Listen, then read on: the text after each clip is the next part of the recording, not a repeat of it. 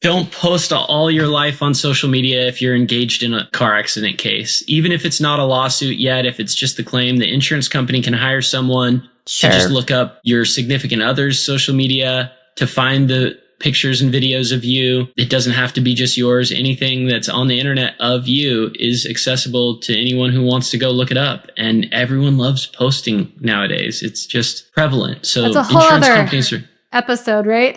Yeah. Hello and welcome to Pathways. I am your host, Amber Stitt. And today we welcome Josh Brumley to the show today. Welcome, Josh. Hello. So excited to have you be here. I feel like we need some education on being smarter with, focusing on risk, focusing on money, and why not bring an attorney on the show that can help us think more in advance, like proactively as we go through certain situations. So thank you for being on the show.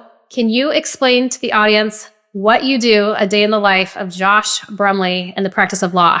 Absolutely. So car crash called Josh is the slogan. I'm a personal injury attorney out of Seattle, Washington. We focus specifically on car accident cases, but my background before my firm expanded into just this market was more of a general practice firm. So I've done family law trials. I've done criminal defense trials. I've done some business litigation. And my background, I have my master's in business and I had an undergrad degree from University of Washington in business as well, my certificate in business law. So I really expected to be more in the business world with these degrees, but I was really drawn to representing victims of car accidents. And that level of practice is something that you can't start quickly. Some of these cases take a year. Some of them take 3 years before you see any revenue from them. So my business brain had to think creatively on how to keep the lights on in the meantime. And now we're 100% car accident law firm. Oh, that's awesome. So you mentioned the business side, and then you're in what we would call a different niche out there in the business world, I suppose. How did you know that even law, the practice of law, was going to be your main thing? Sounds like you like to learn, but how did this even come about for you?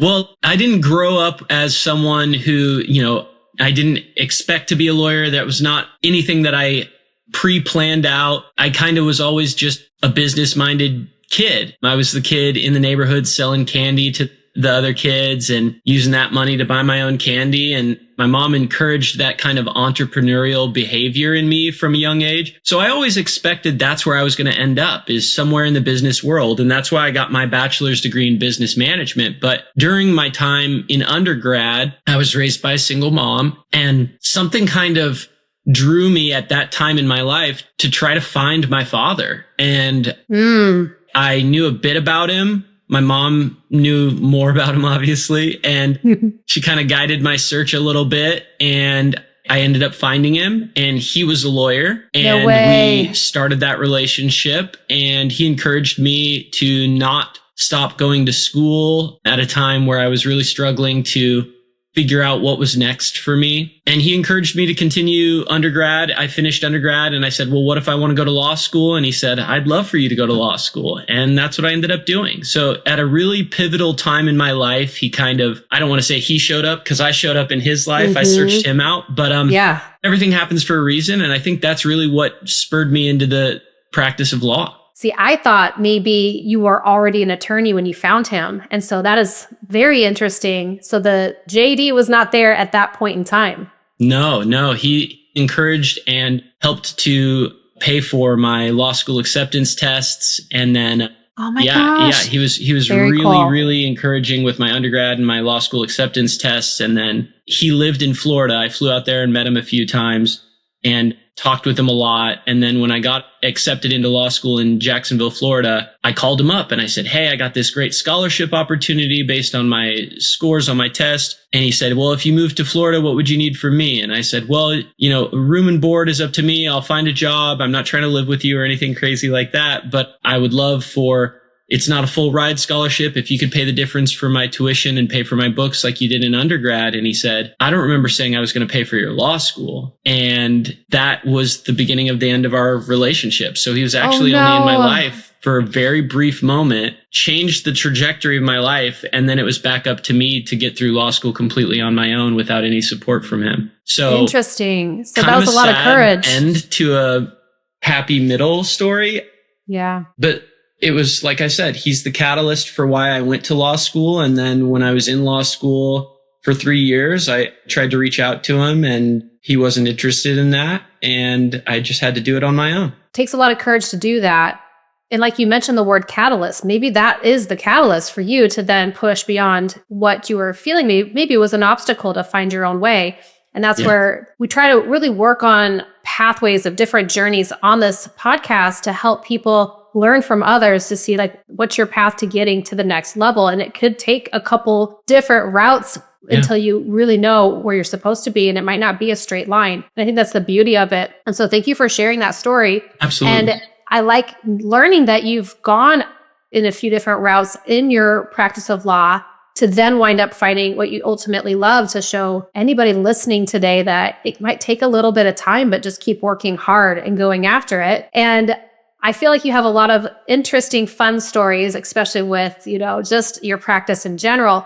But I want to go back in time because I've picked up on something on one of your interviews that could have been part of the reason you do car crash, personal injury. I don't know. You have to tell us, but there was something about a Ford Tempo, and I'm picturing a red one. I don't know if it was. It was red. Wow. No, because I had the beat up Mercury Topaz, and that was like the car that I got because I was such a jerk as a kid. I actually had a brand new car. My dad took it away. Not going to share the story why, but I had a chance and I was a butthead, and I got the Mercury Topaz after. And I mean, Nebraska winters, that thing would slush around in the snow. It was quite interesting. But it was pretty trustworthy vehicle. So let's hear a little bit about the Ford Tempo, the red Ford Tempo. Ford Tempo. Yeah. Yes. So I worked at Burger King when I was 16 years old, and I was the first person in our friend group to buy a car. I bought my own first car, $600 or something outrageous, and it was the Ford Tempo. Totally gutless, and I think the speedometer went to like 80. It was like the slowest car known to man. But in our area, there's this town called Lakewood that there's this really steep, long hill, and there were some woods that everyone would go and build bonfires at on the weekends and like kind of go party at. And I was the only one with a car. So my friends were like, come on, pick me up. Come on, pick me up. So I'd always have like 9 people crammed in this Ford Tempo, and people would be sitting on laps. Some of my friends would want to sit in the trunk. Like, it was outrageous, totally unsafe. Definitely don't recommend doing stuff like this, but times were different. I was like 17 at the time. I think actually I had just turned 18. I had just turned 18 this evening when the Ford Tempo story occurred. So I'm driving up this really steep hill, taking everyone to where the party bonfire is. And I've got to get like a running start for my car to get up this hill because it's weighed down more than normal with all my friends in it. And it's gutless already. So I'm going like 50 to try to make it all the way up this hill because I know my car is going to start to like stall out halfway through. And there's a police officer driving down the hill opposite of me. And I was like, oh no, we're going to get pulled over. I was definitely speeding. So I turn right in the middle of my hill drive. And I say, everyone just jump out of the car. I don't want you guys to get no seatbelt tickets. There was just too many people in the car. I'm sure I'm going to get a speeding ticket. I get those all the time. Oh, well, I'm a young guy. I don't drive the speed limit. It's stupid, but that's kind of normal for young guys. So everyone jumps out of the car. The police officer does a U-turn and then turns into the same apartment complex as me. And when he turns into the apartment complex, I think he's expecting some high-speed chase or something because he takes that turn way too fast and way too sharp and damages his police cruiser really badly on a curb. So he like crashes his own car and he's like furious with me about it. Right. And so he drags me out of my car and he puts me in handcuffs. And my sister who was in the car is like bawling, crying, please don't arrest my brother. Please don't arrest my brother. And he says, why'd you run? And I said, I don't know, man. I just pulled over into this apartment complex. And he said, well, why'd you turn your headlights off? And I said, I didn't turn my headlights off. And a bit about me, my background, I played punk music. I'm very dedicated in my punk music background to being a sober person. So no alcohol, no drugs. That's a big part of, in Seattle, the punk movement that we have. Sure. Veganism, vegetarians, not drinking, not doing drugs, that kind of thing. So that was a lifestyle that all my friends that were in this car all knew that I had subscribed to and is important for the purposes of the story. The police officer said, "Why'd you turn your headlights off?" And I said, "Sir, it's a Ford Tempo. They have daytime running lights. There's no way I could you have my permission. Take my keys, go turn my car on. If you could teach me how to turn my headlights off, I would love to know, because I'm under the impression I can't turn them off." And so he did. He turned my car on and realized that he was wrong about me killing my headlights, and was even more upset because now in front of all 9 of these witnesses, he looked like a liar. He busted his car, and now he's looking like a bigger fool even so. Yeah. And so he said, "You threw something out of your car. You threw something out." And I said, I didn't throw anything out. What would I have thrown out? Like, in my head, I'm so naive as someone who doesn't even drink alcohol, like trash. What would I throw out of my car? And he was like, "You threw something out of the car. Did you throw drugs into those woods?" And all my friends start laughing. And he's like, "What's so funny? Why are you laughing?" And they're like, "He's not the guy that would be throwing drugs out of his car, buddy. Like, you're just reaching now. You're just trying to entrap him, or like pretend like you find drugs in the woods that you blame on him or something." So then they call the county sheriffs, and they get drug dogs to look through the woods. And it's like outrageous. Oh my gosh, that's an expensive day for them. Yeah. And so I half expected them to find drugs and then like try to pin them on me or something. Sure. I was just waiting for that. This was my first real encounter with a police officer. And, you know, my mom always taught me, just be honest. If you're going to be in trouble, you're going to be in trouble, but don't lie. And so that's what I was doing. You know, I was respectful and I was honest with him, but I wasn't saying what he wanted to hear. And thank God I had a very weird car that had daytime running lights. Like, I've never had a car like that since, and don't know anyone else with a car with daytime running lights, but Ford Tempos had those. And so he didn't find any drugs in the woods. He charged me with obstruction of justice, which is a gross misdemeanor, 1 step below a felony. And that was my first encounter with like the court system as well. Yeah.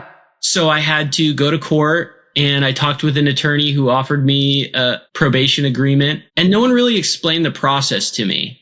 And I'm someone who just really enjoys learning and don't want to make decisions, especially in a court system, that are going to affect the rest of my life without learning. And so I was asking a lot of questions and wasn't getting enough information to really feel comfortable, but also didn't want to keep coming back to court or know what the alternatives were. I didn't want to go to jail. You know, this seemed like an okay deal from what I knew about it. So I did it. And it dropped off my record. It was dismissed after not getting in trouble for X amount of time. But the law school career that I later engaged in, I had to disclose this whole story to even get accepted to law school. And then to sit for the bar exam, I had to disclose it again and talk about it. And if I ever want to be a sitting judge, I'll have to talk about it again. And it was the first time, like I said, that I had an encounter with a police officer. And it was so glaring that this police officer was not the most honest person. Or maybe he thought that I did throw something out. Maybe he thought I did turn my headlights off that don't turn off. But there was no possible way for me to do that. And, you know, as a young person, you kind of have this idea that police officers are there to protect you and that they can't do anything wrong and that they are honest and that they don't make mistakes. But people are people, and it doesn't matter what your job is. You can be a good person. You can be a bad person. You can do your best to be honest and just have facts wrong. I see. Yeah. So that was the first, you know, foray into maybe I should be a lawyer. Maybe people need help from someone who's been through this process, who understands what it's like to be accused of something you didn't do and what that feels like, and made a career out of it. And thinking the original reason he was trying to pull you over was speeding, but you couldn't have been going, you said 50 maybe. So was it even an infraction that's even that? I'm sure we all could be a little bit. I probably would have got a $100 ticket. Yeah. So that's where that is bizarre. And the other thing in my weird little hamster brain is wondering, did you have a pager for all your friends, or were you too young for that? I had a pager before this era, but this was post-pager, pre-current Flip cell phone. phones. It was the brick phones, the Nokias that are like bright orange with the green screen where you just start texting. I will pick you up, and I don't know where we're going to the bonfire. We're going to find it. You know, I had to MapQuest the directions. That was the era. I didn't even have that. All right. So but I'm just setting the storyline here. You're listening to Pathways with Amber Stitt. For more episodes like this, plus so much more, check out the podcast page at amberstitt.com. Let's take action together. Now let's get back to our episode. Okay, so in real life, is there some tips that you want to provide? Like if you are in a situation, there is an accident, is there any protocol that's just like a 1, 2, 3 that everyone should be aware of? Yeah, absolutely. And like I said, I've done a lot of different types of law. So I understand people with a criminal history or immigration concerns potentially being really afraid of police involvement. But the first thing I always give as advice is to call the police, even if it's a minor accident, because you don't know this other person. And depending on the level of damage, there might be a requirement to file a police report. And if you don't call the police, then you have to file your own police report. Otherwise, you're violating that. The secondary issue is this person might say, we don't need police. We'll work it out with insurance. It's all good. And then as soon as you drive away, they call police and say it was a hit and run and that you didn't stay on the scene. And there's no way to protect yourself from them doing that. So call the police 100% of the time, every time. If you have immigration consequences, they won't come into play for a personal injury case. No one's going to ask you in Washington about your immigration status as part of an investigation of who was at fault for a car accident. If you're driving under the influence, that might be an issue. That might be a part of the reason that the accident occurred. That might be a reason not to call the police because you'd be incriminating yourself. But my role is to protect victims of car accidents. And if you were the victim of a car accident, you didn't cause the car accident, then the police need to come. Yeah, the immigration part is a little sad and tricky because I had that happen in Nebraska. My parents' vehicle, I get hit by sitting at a stoplight, and it was, please don't call. They were concerned about their, whether it was driver's license or something. And I don't know what to do because I'm sure they're nice people, but she really hit someone at a red light, going too fast. So it was very awkward, but luckily there was a police on scene at this campus. So they saw it and came over anyway. But your nerves are pumping and your heart's racing and it just feels awkward. And you're right. It might not be safe, but then you have to look out for yourself on that. Yeah. And we've had cases where the person who rear ends our client gets aggressive too, like pulls out weapons or lots of other things. There might not be a safe way to exchange information with the other person. Yeah. You might be so injured that you might not be able to have a normal conversation. So there's a lot of reasons why getting a police presence involved protects you, but that's the number one advice I have. And then the second advice that I give to every one of my clients, take pictures of everything, not just your car. Take pictures of their car. Take pictures of the scene. If there's a way that you can get photos of the intersection or the streets that you're on where the accident occurred, that's super beneficial for an accident reconstructionist later. We think about car accidents as rear end accidents where you're stopped at a stoplight and someone hits you. That's clear-cut liability. The person that wasn't paying attention hit you while you were stopped at a stoplight. But what about situations where you're sideswiped, where you're both driving down the lanes and they say, you merged into my lane, and you say, no, they merged into my lane. And so in issues where liability isn't as clear-cut, those photos can make all the difference. And so you might have skid marks on the ground. You might have camera footage from a nearby house, like those Ring doorbells. I've had actual footage of a car accident on some neighbor's house Ring camera that I was able to use to make sure everyone knew my client stopped at the stop sign and the other person plowed right through and T-boned my guy. There's so much that we don't know until we have photos of the accident scene. And if you can't remember where exactly the accident occurred, that's tough. And so if you're taken away, in an ambulance, you're not going to have the opportunity to take photos of where the accident occurred. But if you're well enough to take the photos, I always recommend there's never a problem having too many photos. There's always a problem having not enough. I felt so awkward even trying to get the license plate and take some, because I think you naturally go, all right, I'm going to go just shoot the bumper, the whatever's, the problem, but you got to kind of step back. But man, you feel like a jerk doing it. It's just awkward. It's so important. Yeah, it's very uncomfortable. And it's uncomfortable because especially if the person is sweet and apologetic, then you feel like maybe I shouldn't be doing all this. But it's really to protect yourself. That's why we have insurance. And if the person who hit you doesn't have insurance, you're going to be required to submit an insurance claim for your underinsured motorist coverage if you have it. In Washington, over 1 million drivers have no coverage. So if you don't have UIM coverage and you're driving and someone hits you without insurance, you're just out of luck. And that could be catastrophic for your life. You could lose your car. You could lose years of health. There's a lot of reasons to have that UIM coverage. So I'm a real big proponent of checking your policy, understanding what your coverages are, talking with insurance companies. Another thing that I have to tell people in this current climate of posting everything on social media, I've gotten a lot of cases from friends of mine just posting their car accident photos on social media and saying, man, car got totaled today. I'm okay though. Thank God, stuff like that. And I'm like, hey, I do this for work. PM me. And then we start talking and then they sign up and they become a client. And I'm like, okay, you posted photos. Please don't post everything. Yeah. It's just what people do now though. They love posting everything on social media. And I've had cases where people say they're too injured to go to the gym, and then there's video footage of them at the gym. The gym has cameras. The defense counsel is going to get that footage. Don't lie. Don't say you're injured if you're not injured. And if you are injured, don't post about, being at concerts with your shirt off and your body shredded and saying, I worked out 6 times this week to keep this bod tight. Like, it's going to come up. Yeah. I mean, I think that we think, okay, your employer might look you up and fact check you to see what you're doing online. But you got to think beyond that. Yeah. Because there could be a series of events before and after. Always tell the truth, right? But you need to watch what else you're doing out there. Don't post all your life on social media if you're engaged in a car accident case. Even if it's not a lawsuit yet, if it's just the claim, the insurance company can hire someone to just look up your significant other's social media to find the pictures and videos of you. It doesn't have to be just yours. Anything that's on the internet of you is accessible to anyone who wants to go look it up. And everyone loves posting nowadays. It's just prevalent. So that's a whole other episode, right?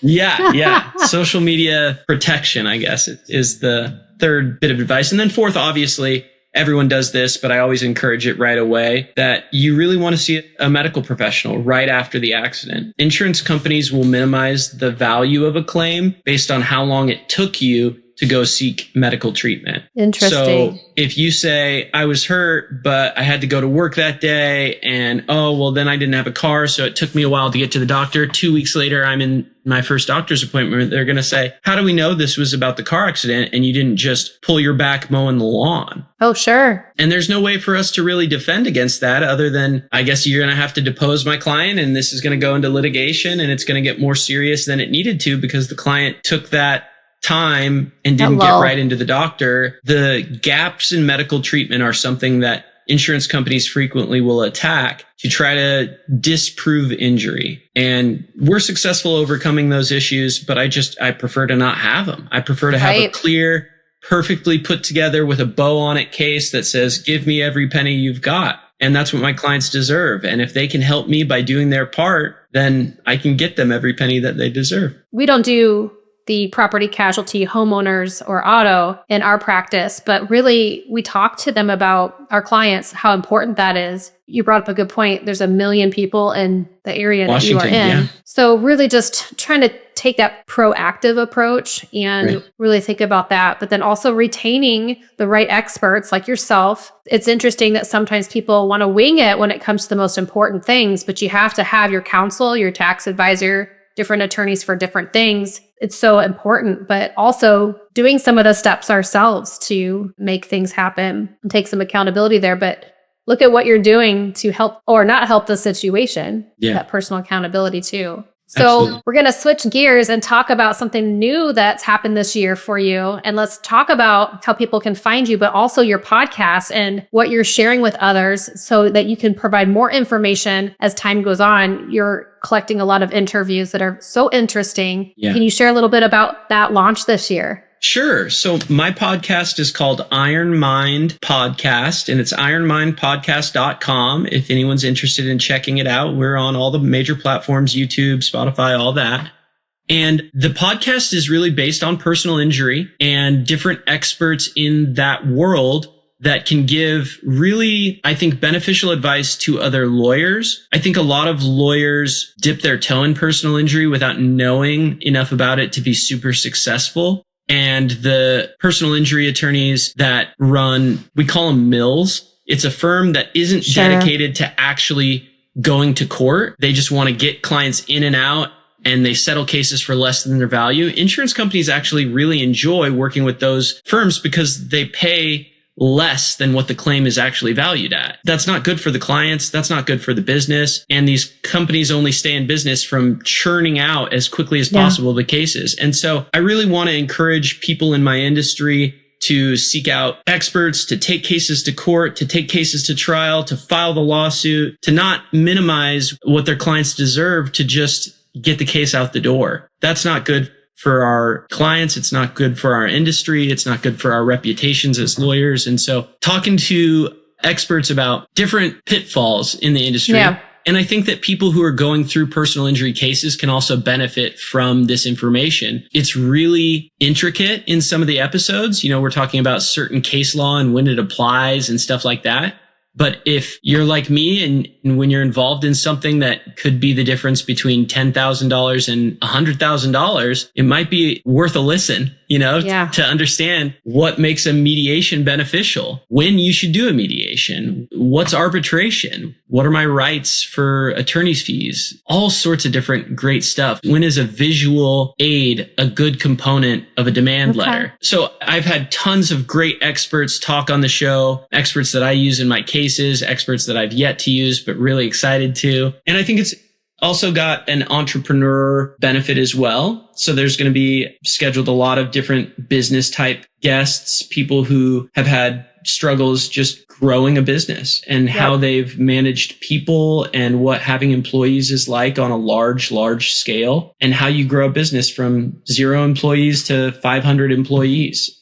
So really great information. And you really hit the nail on the head, Amber, when you said having your experts ready in your life, in your business, having that tax accountant, having a CPA, having your attorney for different things. It's so important. And building those relationships before you need people and understanding what insurance is there for, understanding what your CPA is supposed to do, understanding what your tax accountant does. And so many people don't. Yeah. And if you're running a business, it's got to stop with you. You're the person that's got to know how to wear all these hats or find someone who's going to wear that hat for you. Early, you talked about how you ended up really focusing. It took some time to get to this point to be 100% in on this. That's where I think it's really important for people to work with those that specialize. And it sounds like these mills are just, there's a vibe there that's not looking out for you. People that are working within their specialties and not doing all things. It's important because that's where that true expert advice is going to come from. To wrap this up and talking about just one more thing about this podcast, I feel that the name of your podcast is to share thought leadership and really be helping. And there's a mentorship, menteeship that's, we can all be trading information to help each other and help the community. So on that note, can we talk about that before we wrap up today and what the vision was behind the name? Yeah. So I think you hit the nail on the head. The podcast has a bit of a tip of the hat to my background. Like I said, I'm this punk guy that decided one day he was going to go to law school, but I played in bands. I ran live music spaces in my time before going to law school. Like I said, I've always been an entrepreneur. I started my own clubs here in the area and promoted shows. And I think that background helps a lot with doing what I do as an attorney, as a business owner. But Iron Mind is a song from a band from Boston that broke up years ago. But it's actually like, it's only a tip of the hat for the people that know it. And I love that you still got the idea of what that podcast is from me talking about it and then mentioning the name. That thought leadership and mentor-mentee idea. This information is out there for anyone. And this information was hard for me to find when I needed it. And so by creating it in a very public way to share it with anyone who wants to listen, I think is super important. And it's only going to attract other experts to be guests on the podcast, other clients to see that this is just who I am. I want to share this information with anyone. I don't care if you're a client or not. If you can benefit from it, I want you to have it. And then other attorneys to work with my firm or to work in my firm. You never know. You never know. Well, thank you for sharing your pathway to success and the ongoing success. And it's just only going to help pave the way for others. So I really appreciate that. I know there's so many more stories that you can share. So we'll check it out on the podcast and other interviews too. So thanks for being here, Josh. I really appreciate it. Thank you for having me, Amber. Thank you for joining us on this episode of Pathways. For more information about the podcast, books, articles, the blog, and so much more, please visit my website at amberstitt.com. And remember, let's take action today. Thank you for listening.